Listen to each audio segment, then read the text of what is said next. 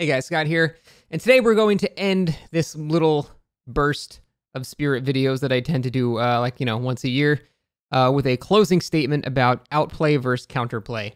This is something I think people are just really misinterpreting about the whole reason I'm doing these Spirit 1v1 tests and stuff like that. I see people all the time going into other people's chats saying, Scott proved that Spirit's overpowered.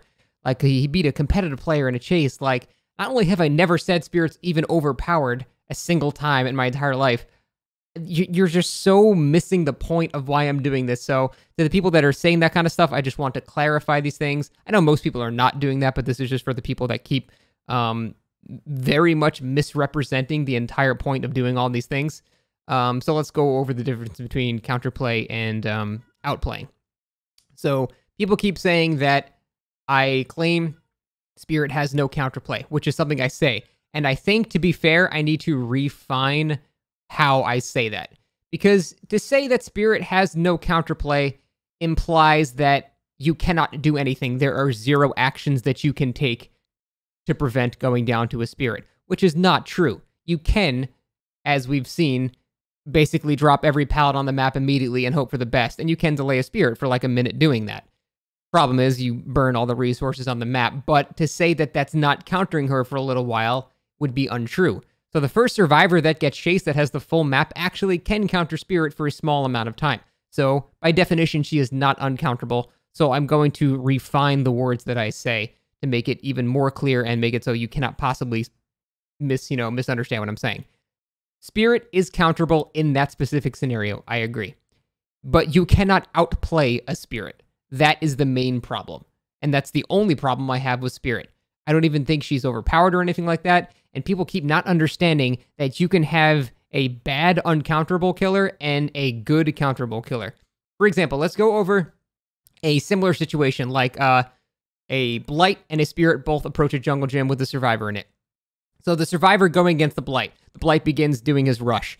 The Survivor has to go, okay, I've seen him do his rush before. I think he has Blighted Rat and Blighted Crow because he's going really, really fast. I'm not sure I'm going to be able to make it to this window. I might have to round the corner, but he might flick around the corner, so I should dead hard, but he might bounce a single time to account for the dead hard. Maybe I should go back for the pallet instead. Maybe I should try, crouching behind the barrel. Maybe I should... There's like 50 thoughts that go on in your head, and they're all valid applications of your skill as a survivor. These are all things that you could not know when you first start the game. You don't know how to do any of those things when you first start playing. So they are all applications of skill that are impactful in the chase scenario, in the whole 1v1 scenario, which is the only part that matters to survivors, and it's the only part that is important in your decisions as a player matter. Your skill matters in that scenario, because, there are a lot of things that you can study about the killer that you can actually see. You can see his movement speed and things like that. They're all things that you can interact with and, impart your skill upon the situation.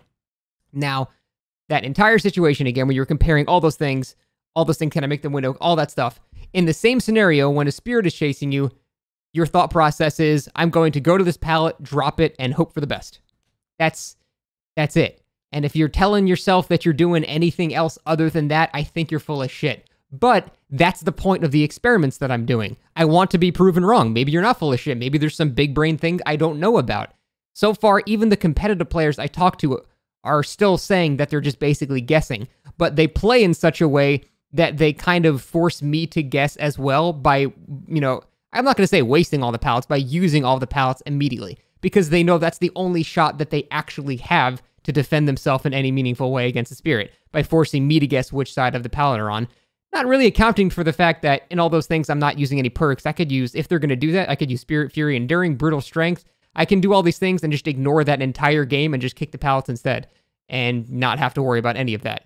But the whole point in that scenario, even when I'm getting delayed for a full minute and he's using 9 pallets, I'm getting countered for that time, but I'm never getting outplayed, like, in any of these scenarios. And it's because the Survivor has no real information to outplay me with.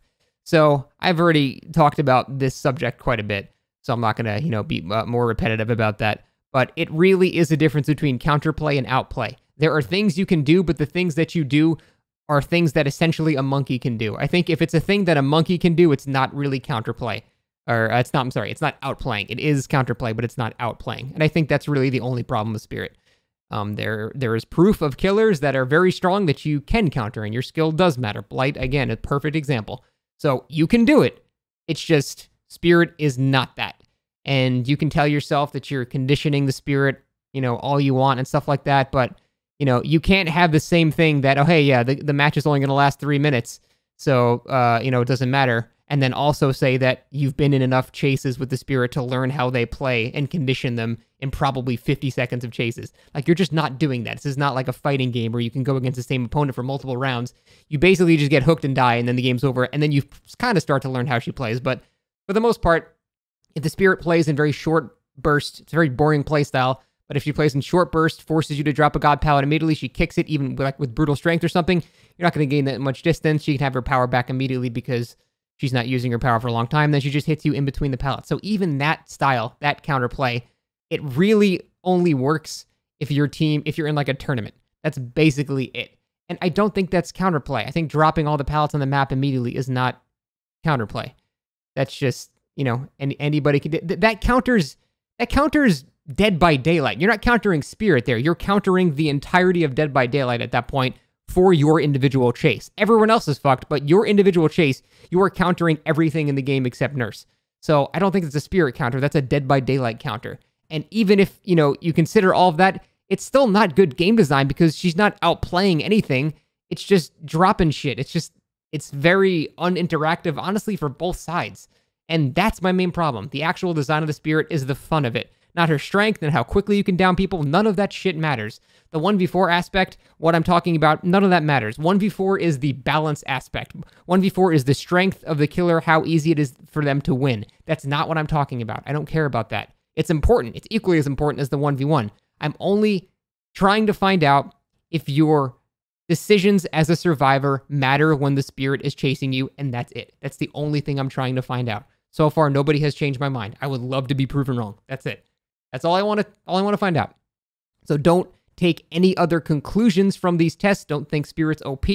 Don't think really anything. I'm just trying to find out if player decision actually matters. And so far, everything I've seen, even from, competitive players, says we're basically just guessing, but we're putting you in situations where the guesses are not as in your favor by just wasting all the pallets on the map immediately, which is not an applicable strategy for basically every other game in existence that you have. So that's it. Probably last spirit video for 2021. Probably see you next year, but I don't know. No promises. You've got nothing but your bloody phasing, meta perks, and add-ons.